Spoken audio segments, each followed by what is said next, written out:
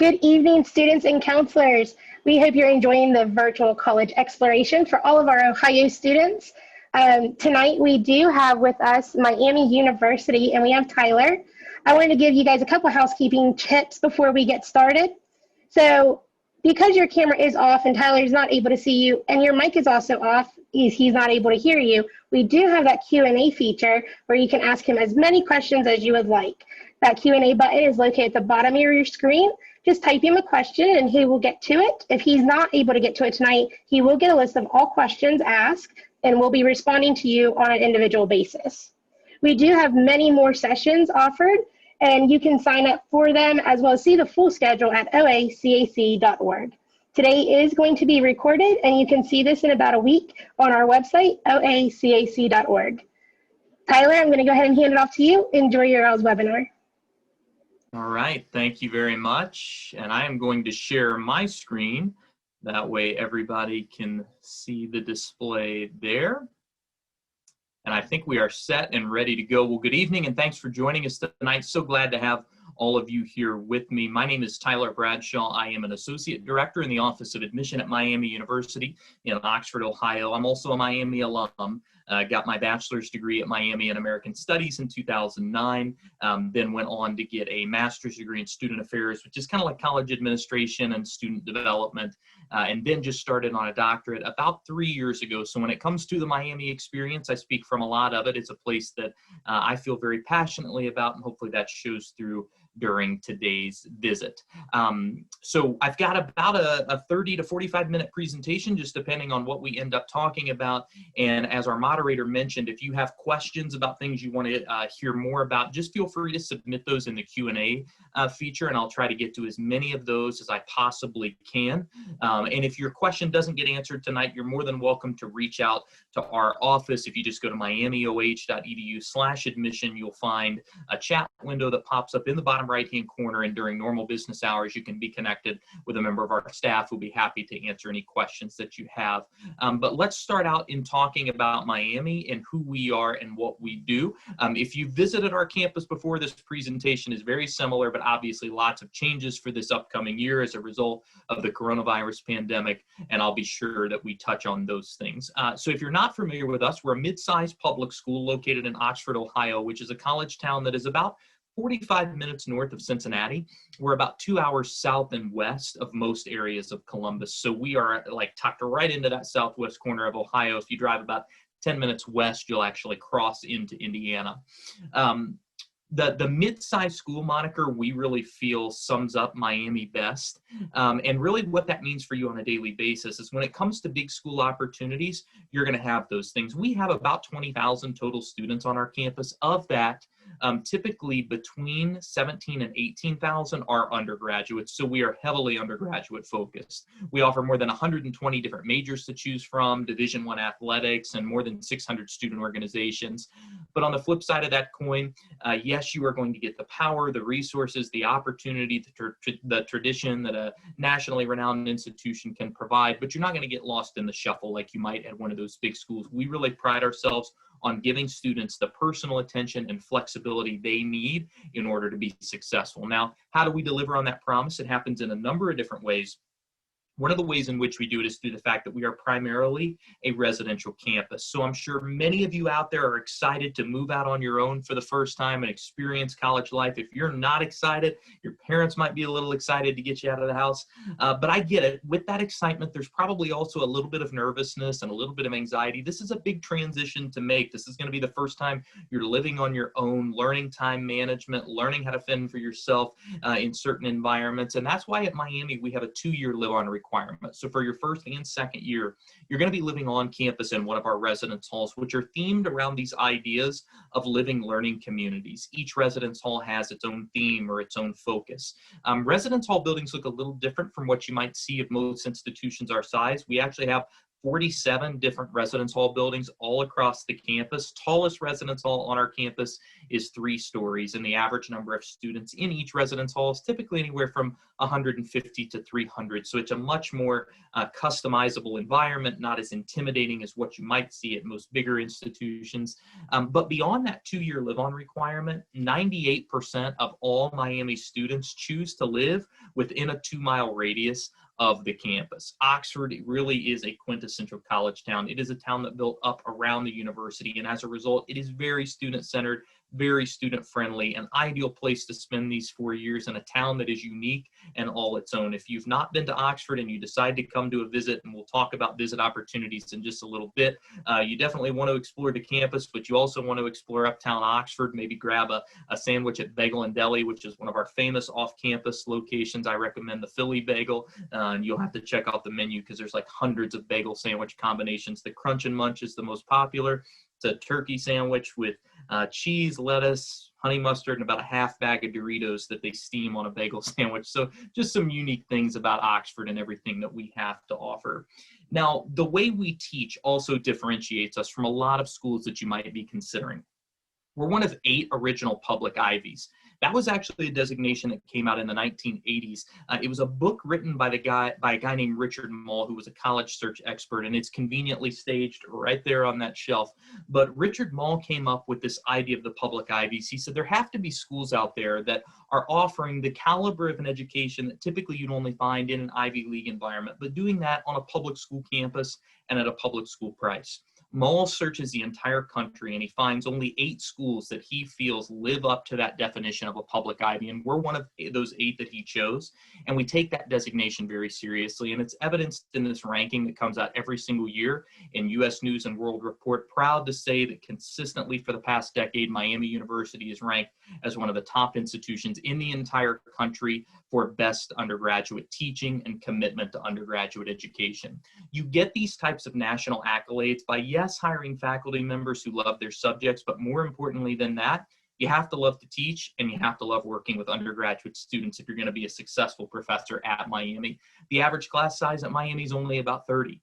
We have a 17-to-1 student to faculty ratio. So for better or for worse, those faculty members are going to know your name. They're going to know who you are, what you want to accomplish. And they're going to be able to be much more than just teachers of a particular subject. They're going to be able to help advise you towards study abroad or research opportunities. They're going to be there to mentor you through the graduate school or career search. Our faculty members come to Miami because they love working with undergraduate students, but in order for you as a student to hold up your end of that bargain, you have to come to this place wanting to take control of your education. At Miami, we do not believe that students are passive recipients of knowledge. We want you to come here and have an idea for what types of things you want to accomplish, and then really take control of what courses you're taking and designing some unique experiences and taking advantage of our resources to go out and make those things happen.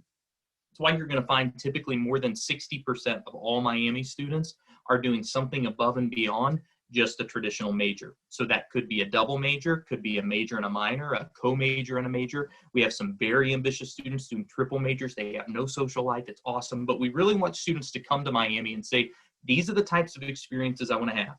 And I don't know how that fits cleanly into a major or an academic division. And then they work with our faculty and our advisors to design an experience that's unique to their goals and their aspirations. And we do this because we firmly believe in experiential learning and the fact that you're going to learn by doing. But in order for that to be a reality, you have to understand that learning at Miami is not just confined to the 4 walls of a college classroom. Learning can happen on any corner of our campus. It could happen as a part of a student organization. And like I mentioned at the outset, we have about 600 to choose from, and they run the gamut from traditional things like student government and political-based groups to religious-based groups and spiritual and secular-based groups, groups formed around certain hobbies or ideas, diversity-focused clubs, Greek life through fraternities and sororities, career-related organizations, academic societies, and honorary societies. And the thing I love about Miami is you can be that student who just comes and runs really hard in that one lane, but you don't have to be. You can also be that student who runs in 2, 3, or 4 different lanes all at once. You don't have to just pigeonhole yourself into one area. The arts are a great example of that. At Miami, you do not have to be a creative arts major to get involved in any of our art exhibitions, in any of our music groups, or any of our theater performances. Those are wide open to any student who wants them. You could also learn as an athlete on our campus, and like I mentioned at the outset, we do offer a Division I athletic program that competes in the Mid-American Conference. Hockey does tend to be a very popular sport at Miami, and if you've never been to the Goggin Ice Arena for a hockey game at Miami, you owe it to yourself to come check one of those out when things return to normal, because they really are a ton of fun. But a lot of the big sports are offered as well: football, basketball, baseball, volleyball, lots of different options. But what happens if you're like me and you love sports, but you are nowhere near good enough to participate at the Division I level? That's where our club sports program comes in. We actually have 50 different club sports that still compete intercollegiately, still travel. It's just a lower level of competition and a lower time commitment. And on average, we do win a handful of national championships every single year. Then we even have intramural leagues, which are basically like rec leagues with other Miami students. And we have some very traditional intramural sports and then some not so traditional. Our most popular by far is broomball. So broomball, if you've never played it, it's basically like ice hockey for people like me who can't skate. You have somewhat regular shoes, a shortened stick, ball instead of a puck, and it's ice hockey rules after that. Completely chaotic. It's a ton of fun. And in some way, shape, or form, we actually have about 10,000 students participating in athletics across all three of these levels. That's not counting the fact that as a student, you get free tickets to any of our Division I athletic events. So whether it's a sport or an activity, whether it's a club or an organization, at Miami, we truly understand college is a 24-hour-a-day, 7-day-a-week immersive experience. And as a result, we're paying attention to your development in all of those areas. Research is another great way to expand your academic horizons at Miami, but it looks a little different from what you might see of most schools our size, because we firmly believe that undergraduates should be driving the research agenda. It's why we actually have a first-year research experience. You can get started on funded research from the day you set foot on our campus, and it's not just in the sciences. It's in every academic discipline you could possibly imagine.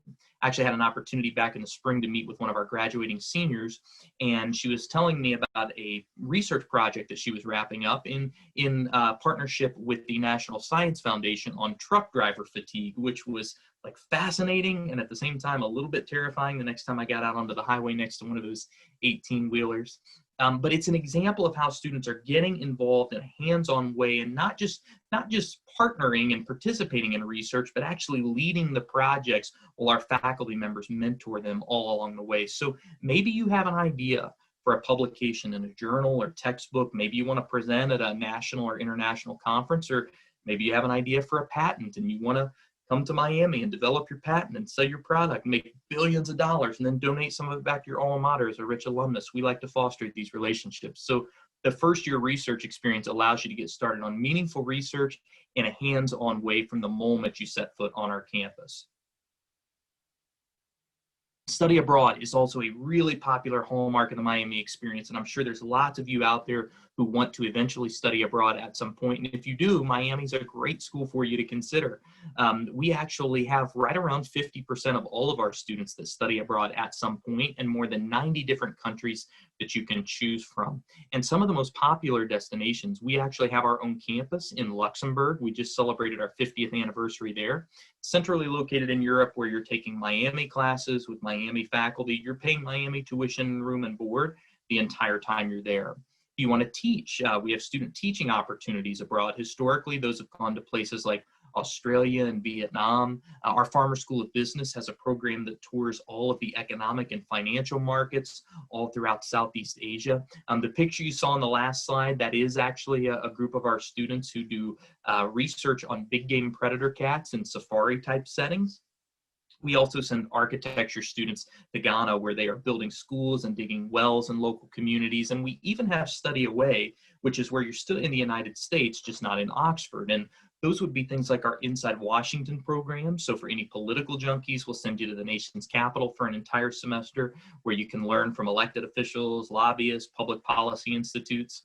We also have our digital innovation centers all throughout the country. One of our primary ones located in San Francisco. If you're interested in working with technology in the startup industry or social media environment, we'll actually send you out to intern with those companies for an entire semester. So whether it's study abroad, study away, a short-term trip, or an entire semester, we want every student who wants that opportunity to have it. We want it to be accessible, and we want it to be affordable, because we know if you have a global perspective, you have a true edge in today's competitive workforce. And speaking of that workforce, this all has to lead to an end game. It all has to lead to something bigger once you leave this place. And that's why the focus on career services really does begin from day one. Now, I'm not telling you that you have to know what you want to do with the rest of your life as a 16, 17, 18-year-old high school student, but I am saying that we can start to do some of that exploration and that discovery to help you find out what things you like and what things you don't like. We actually have more than 6,000 organizations that recruit Miami students on a yearly basis. And that's not just showing up to career fair. It's actually working with our students in some really hands-on, meaningful ways during their time at Miami. It's companies like Lockheed Martin. They actually believed so much in what we were doing in our College of Engineering and Computing that they established the Lockheed Martin Leadership Institute, where they are working with engineering students to develop the soft skills they need to be successful in that industry. It's companies like the Walt Disney Company. We actually, prior to the pandemic, sent a group of our healthcare and nursing students to participate in the Disney Institute training module, where they were actually trying to find ways to adapt Disney's guest service model into the work they do in the healthcare settings. And historically, we've always sent students to the Disney Summer College program and other opportunities that way. The purpose behind what we're doing is we want to make sure that day one on the job market doesn't feel like day one. We want you to feel like you've been there before, you've tried these things out, you're tested, and you're ready to go. And it really all comes back to our mission of being a liberal arts institution. And I like to talk about what that means because I think there's a lot of misconceptions behind it. The focus of the liberal arts truly is this. I don't care what field you go into after you graduate. There are some basic skills you absolutely have to have in order to be successful in today's competitive workforce. You have to know how to think critically, how to adjust to changing environments, how to work as a member of a team, but also how to lead and how to communicate effectively, both in terms of your writing and your public speaking. The liberal arts is about giving you that broad foundation, but it's also about a process of self-discovery. And I know that because I went through it as a student myself. When I graduated from high school, my biggest fear more than anything else by far was public speaking. I used to get sick days in advance when I had a faculty member tell me that I was going to have to give a presentation. And I got to Miami and I met with my advisor and I shared these fears and I shared these concerns. And I remember him saying, okay, we're going to have you take a public speaking course and then we're going to have you take a theater course. And I remember like saying, this guy is a sicko. Like that's exactly what I said I don't want to do. And now he's telling me I have to take classes in it. And I remember him saying, trust me, we're going to push you outside your comfort zone a little bit. And if you hate it, you know you hate it, but maybe you'll find something you're passionate about. I got into the public speaking course specifically, and I had a professor named Carol Schulman that changed everything about my life from that point forward. She actually entered me into a public speaking competition and stayed after class every single day, and we would rehearse, and she would tape the presentation, and we'd go back kind of like a QB camp type thing, and we'd run through it and make adjustments and changes. I ended up doing some sports broadcasting and announcing as well, and it all was a result of getting outside what I thought I wanted to find what I was truly passionate about. That's what the liberal arts does at its core. It helps you explore and to do it in an efficient way. And then once you find that area that you're super passionate about, that's where you dig deep into our academic majors. I know that a couple people have asked questions specifically about academic majors, and because of the nature of this presentation, I'm not going to be able to get into a ton of details about specific programs, but if you go to miamioh.edu/academics, or you can go to miamioh.edu/majors, you can actually get a really good full list of all the majors that we offer and a 1 to 2 page description of each major that will tell you about what types of industries they work in, course opportunities, things of that nature. But just to give you kind of a broad overview of the 120 different majors that we offer, the College of Arts and Science is our most broad-based academic division. We have about 65 different majors to choose from there. It's pretty much anthropology to zoology and all those ologies in between that. And it tends to be the subjects you think about when you think school. Things like science-related degrees, biology, chemistry, math, and statistics-related programs, English and writing degrees, social sciences and foreign languages, history and culture-related programs are going to be offered there. And then lots of other majors, things like journalism and psychology and speech pathology and audiology. So again, very broad-based and lots of different options. The College of Creative Arts, these tend to be your performance-based degrees, and we like to say we have thriving artists at Miami, and these performance-based degrees range from anything like studio art, theater, music, communication design, which is our name for graphic design, interior design, architecture. We actually have a program formerly known as interactive media studies, which is now emerging business technology and design. That's working with new and emerging technologies and applied business settings that have a really creative lens. We also offer one of the top-ranked video game design programs in the entire country. We have great teacher education programs that certify all different age groups and subjects, just depending on what you want to teach. But we have health majors, things like nutrition, kinesiology, public health. We also offer society-focused majors like social work and sport leadership and management, if you want to work in the business side of the sports industry. Great engineering and computer-related degrees, things like biomedical engineering, chemical engineering, mechanical, manufacturing, software engineering. We actually are just launching a robotics major as well.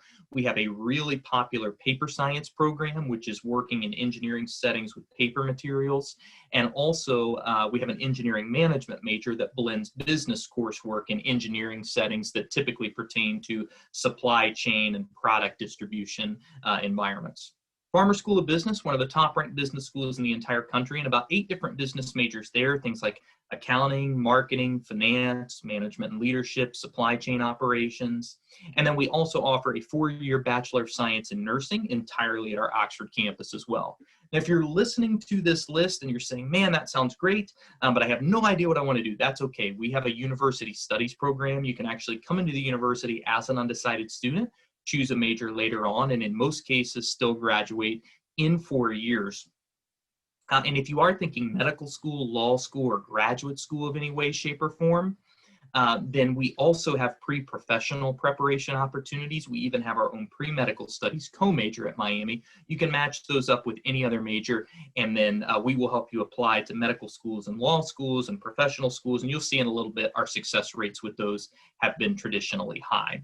The one question I got that I just wanted to tackle right away was, is there a study abroad option for every major? There is. We do not restrict study abroad to particular majors. Even our nursing students have an opportunity to study abroad, which at some schools is kind of a hard thing to do, but we make it possible at Miami. And if you go to miamioh.edu/study abroad, you'll actually be able to see a list of all the offerings that we typically have under normal circumstances.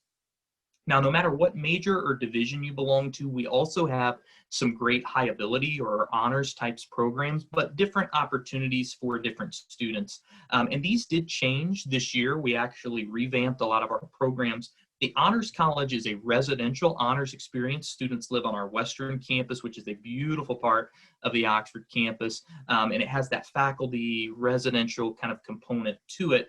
With the Honors College, students actually have a set of requirements that they're going to satisfy all throughout their time at Miami. They'll end up writing an honors thesis by the time they graduate. The Prodessa Scholars Program is like an honors experience in a specific academic area. So we actually have 12 kind of interdisciplinary themes where students are going to get faculty mentoring in that particular area. So it just is a bit of a better fit for that student who's like laser focused and super passionate about that one area. The Presidential Fellows Program is our most exclusive honors opportunity. That is our full ride scholarship opportunity. So that's tuition, room and board, and a one-time $5,000 enrichment grant that you can use for study abroad, research, anything to enhance your academic experience. These programs, just to be transparent, are highly selective, highly competitive programs. We're probably talking the top 10% of our application class every single year. There is an additional application if you're interested in honors programs at Miami, and that is a perfect segue into talking about the application process. Now, I want to warn you, I am getting ready to throw a ton of dates and deadlines and figures at you. I promise you there is no quiz at the end. Everything you're getting ready to see here on the screen is available on our website if you just go to miamioh.edu/apply. All the details, actually more details than what I'll even be able to provide in this short amount of time, will be available there. So be sure to check that out after we get done today. We're going to start out on a broad level. At Miami, we are a common application school. And the Common App's that one application that you can use to submit to multiple institutions. Not every school accepts the Common App, but at Miami, we accept it exclusively. That is actually the only application that we take. Now, when you get to the end of the Common Application, it's going to ask you, how do you want to apply to Miami? It's going to give you these three options that you see here on the screen. You've got early decision, early action, and then our regular decision pool. Early decision is the binding application type. You essentially only want to do that if Miami's your absolute #1 school. And if you get admitted, your college search is done. At that point, you actually agree to withdraw your applications from all your other institutions. Now, the benefits to early decision, because it is a smaller pool of, or because it's binding, it typically is a smaller pool of students, which means it's a likelier acceptance rate. It's priority consideration for things like admissions, scholarships, academic divisions, honors programs. The best part about it, I think, is it is the absolute earliest notification we have in our process. So you apply and complete your application by December 1st of your senior year, and then we're going to turn around and notify you by December 15th whether or not you got admitted. So holidays come rolling around, you got this whole thing figured out, and all those annoying family members constantly asking you, what are you going to do next year? Then you can tell them, shut up, I'm going to Miami, buy me a sweatshirt. It's a done deal at that point. Now, early decision is not right for every student, and I need to make that abundantly clear. If Miami's not your #1 school, don't do early decision. Or if you want to compare offers of admission between schools, I would not do early decision. In those scenarios, I want you to do early action because that's non-binding, but you still get priority consideration for admission and scholarships. Same deadline, December 1st, just a little bit later notification. Again, I am offering the disclaimer. These dates did change as a result of the ongoing coronavirus pandemic. These are the updated dates. December 1, we did push it back a little bit. December 1 is the deadline that you want to shoot for. The other thing I want to mention, these are completion deadlines, meaning that we want to have your application complete by that deadline. And a completed application at Miami is 4, possibly 5 things, depending on how you're applying. So those 4 to 5 things are going to be the common application. There's a $50 application fee. And if that's a financial hardship, talk with your counselors at your high school, and they will be able to work through a process to see if you're eligible for a fee waiver. We are requiring a self-reported academic record, which is basically you are going to get a copy of your transcript and you are going to sit down on a page that we provide and you're going to input all the courses you've taken, the level of those courses, and the grades that you've received. So we'll need that self-reported academic record. We need 1 recommendation from a teacher or a counselor. Just the 1 is all we need. And that 5th optional thing is the test score. This year, as a result of the coronavirus pandemic, Miami did adopt a test optional admission policy.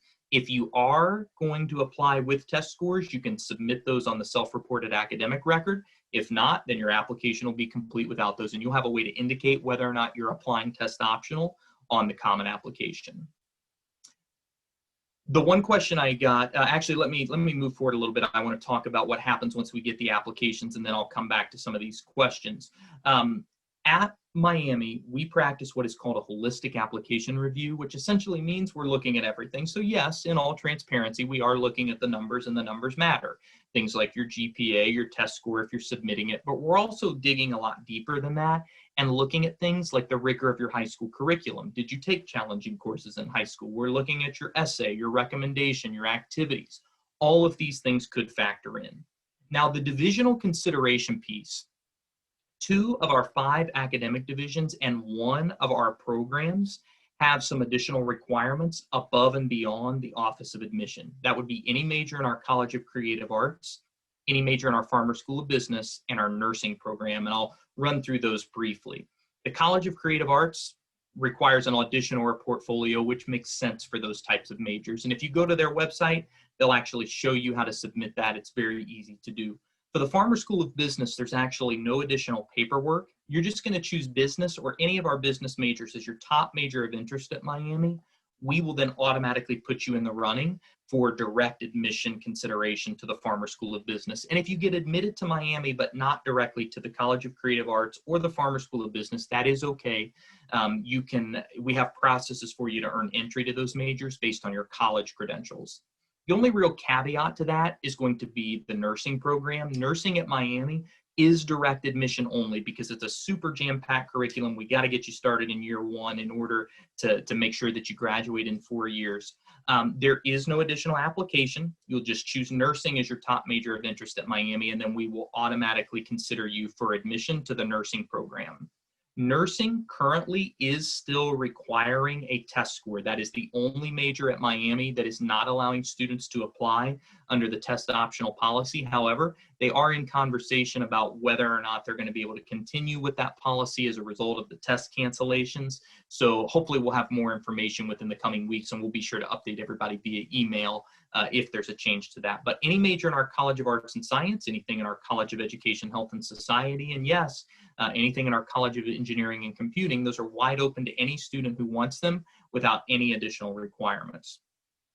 Now, because we practice a holistic application review, I can't show you any minimum requirements because we truly don't have any, but I can show you some average numbers based on our last accepted class. So we'll take a look here at the screen. I'll explain how this works. For the most part, we're looking at middle 50% ranges.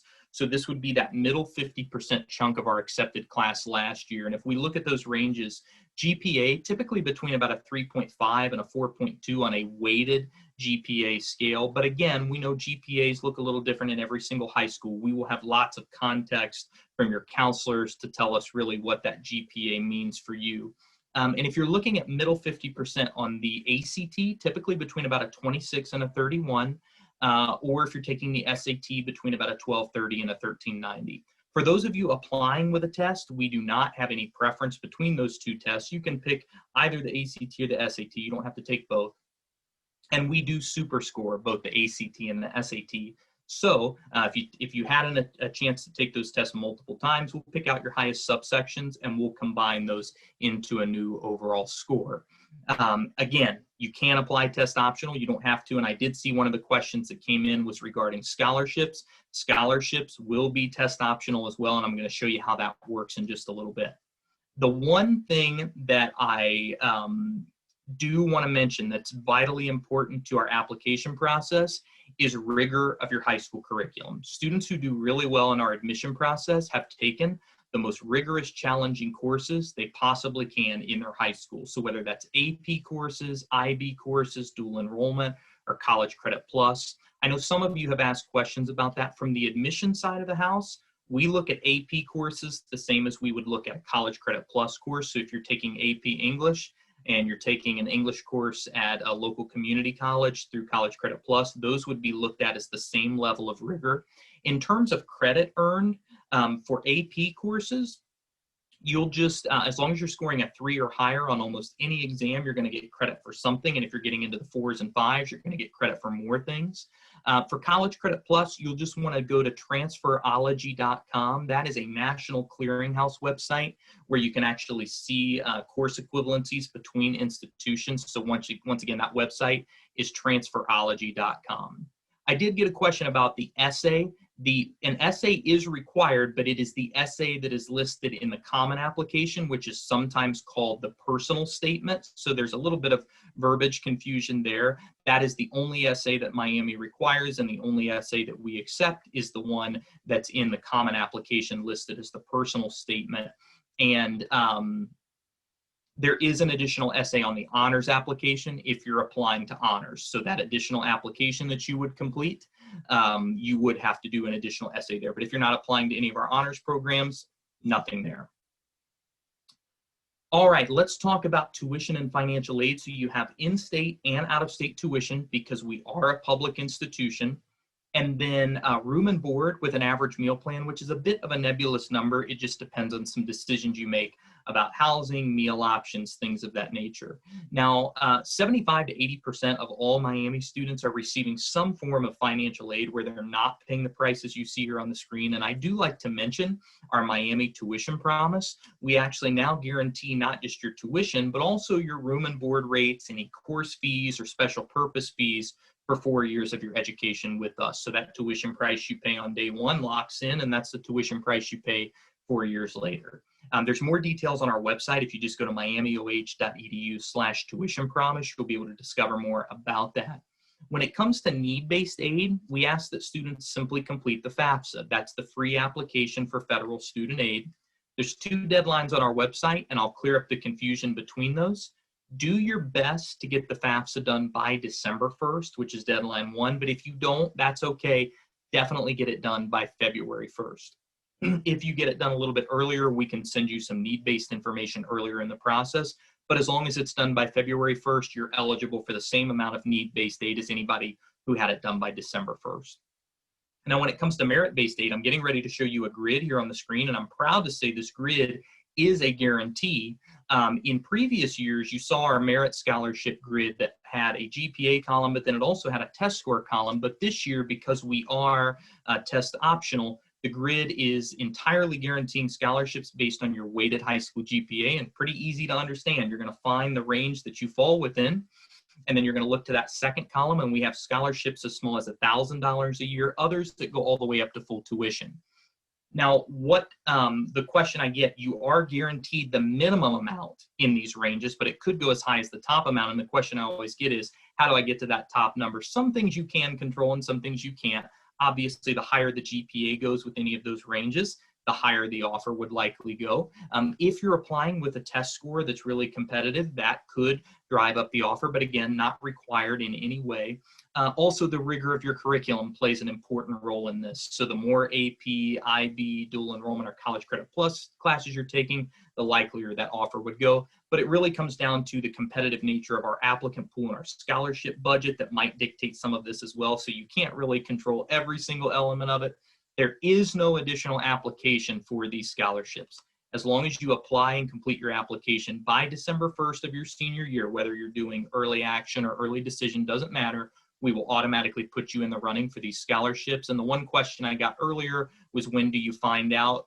If you're eligible for scholarships, you'll actually find out typically within about 2 weeks after being admitted to the university, if you are admitted. And that information, like I said, will come out shortly thereafter. So just keep that in mind. Now, no matter where you go, no matter how much you pay, you've got to ask yourself, what am I going to get out of this? What's the return on investment? Let me show you some numbers that I hope will help to answer that question positively about Miami. Our graduation rates actually rank in the top 25 nationwide for public school graduation rates. Median time to graduation at Miami is only about 3.7 years. We actually survey our graduating classes and we ask them, do you have full-time employment, or are you in graduate school by the time that fall after graduation comes rolling around? And pretty much every year consistently, 96% of our graduating class can answer yes to that question. Hugely reassuring number in a very short amount of time. And it's only about 15% of our students that go straight into graduate school. The other 85% are jumping straight out into the workforce and having tremendous success. And with an alumni network of more than 200,000 people globally, there's lots of ways that they get that Miami advantage and connection. If you look at medical school acceptance rates, we looked at our students who had a 3.5 GPA or higher and 50th percentile or higher score on the MCAT, which honestly, these are pretty low numbers to get into medical school. And even at the bar that low, we had about an 80% acceptance rate to med schools all across the country, and overall a 95% acceptance rate to law schools. These are typically double-digit points higher than the national average. The point behind this, and really everything I've shown you to this point, truly is, yes, we are concerned with the 4 years you spend with us and making sure those are the best 4 years you could possibly get anywhere. But more importantly than that, we truly are focused on the 4, 5, and 6 decades that are going to come after you graduate and making sure you're set up for success all along the way. Now, in terms of visiting, I did want to give you a quick update on campus visits. Right now, we have lots of great virtual visit opportunities, and if you haven't checked those out after we finish here tonight, just go to miamioh.edu/visit. You can explore on-campus housing options, get tours of academic facilities. There are info sessions for our honors programs and the Farmer School of Business, just to name a few. I do want to let our seniors out there know, if you are a senior in high school, we did just decide to resume in-person campus visits starting this week. It is a 30 to 45-minute walking tour of the campus with one of our student tour guides, just your family and a student tour guide. We are not allowing visitors inside of buildings, so you will have to remain outside the buildings, but it's a good opportunity to get a feel for campus. You can also register for those at miamioh.edu/visit. I would encourage you to register now because space is limited. And again, those are Monday through Friday, typically between 8 to 5, and it'll be one family at a time, only available to high school seniors. The last thing I just want to say is if you have questions or things that we can help with at Miami, please feel free to reach out to us and let us know how we can help. Our goal is to help you figure out whether or not Miami is a good fit for you, and our staff is happy to help. If you go to miamioh.edu/meet-the-staff, you can be connected with the admission counselor who covers your particular part of the state of Ohio or the country if you're joining from outside of that. So feel free to connect with that individual there. I am going to spend my remaining time together. We got about 5 minutes just combing through some of the questions that came in through the Q&A and answering those. The classes we had a question about taking AP and College Credit Plus courses and how they will know if those will transfer in. Again, score of 3 or higher on the AP exam will get you credit for something. Transferology is where you'll check out the CCP courses. And if you have questions about whether or not they apply towards a particular course that you're looking for, you'll actually just want to contact an academic advisor at Miami because they'll be able to help you. Or you can look at Miami's general bulletin, that is our course catalog, and you can see the requirements for our Miami plan or our liberal education plan, and you would be able to find out where those things apply. We got a question about, does Miami offer early graduation for students who enter college with a lot of AP credits? Yes, we do. I will offer the caveat that it really does depend on the major. Certain majors have a sequential nature to them. For example, like nursing or some of our College of Creative Arts programs, they may still require that a student be there for 4 years. And we have a lot of students who will pick up a minor or a double major because they want to study lots of different things. But particular majors will allow students to graduate in less time if they're bringing in earned credit. So that's a great way to save your family a little bit of money.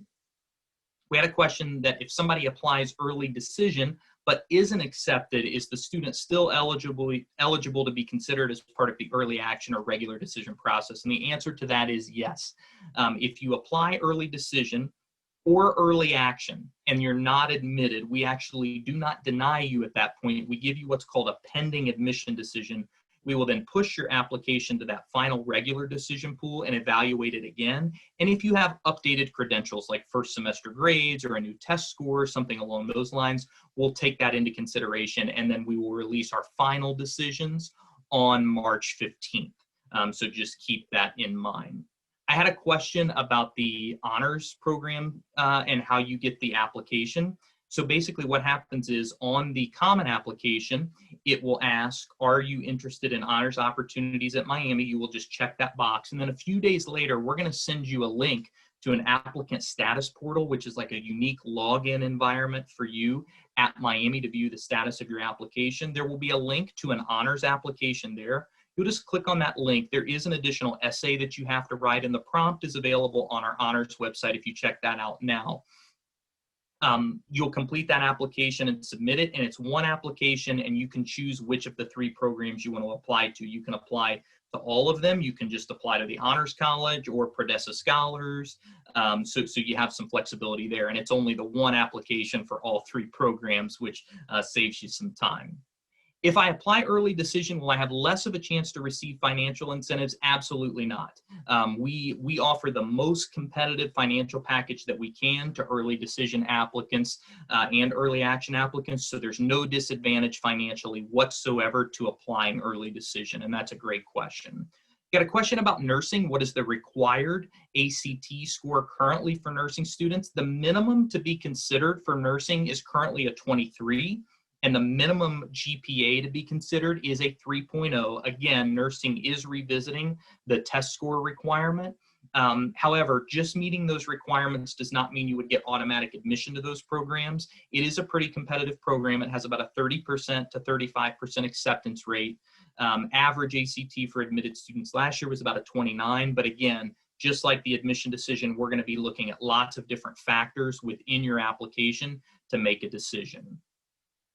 A good question I had come in about financial aid: do you have to complete the FAFSA to receive a merit scholarship? Absolutely not. The FAFSA is only required if you want to be considered for need-based aid. Merit-based aid will be offered to any student who applies and meets those credentials that you saw. So only required for need-based aid. Let's see. We had a question, do you have to be in the College of Arts and Science to participate in any of the ROTC programs? You do not. ROTC is open to students of any major. We have lots of students in engineering who do ROTC just because of kind of the natural interest there. So yeah, you are not obligated to being a College of Arts and Science major for that. And I believe one question we got, this will probably be our final question for the night. I had a question come in that says, I'm currently a senior and taking some AP courses. Will those be seen in my application even though I have not finished the year? Yes, when you apply, we will get a copy of your senior year schedule and we will consider that in our application review, especially when looking at the rigor of your curriculum. So we won't have the grades, but we will have that. As we wrap up, I just want to thank you all for giving me the opportunity to share some information about Miami. I hope this session was helpful, and if you have additional questions, feel free to reach out to our staff. We'll be more than happy to assist. Thanks again, and love and honor. Thank you so much, Tyler, and thank you all for attending. I know there's some questions that Tyler, I'm sure, will be getting to once he gets that transcript.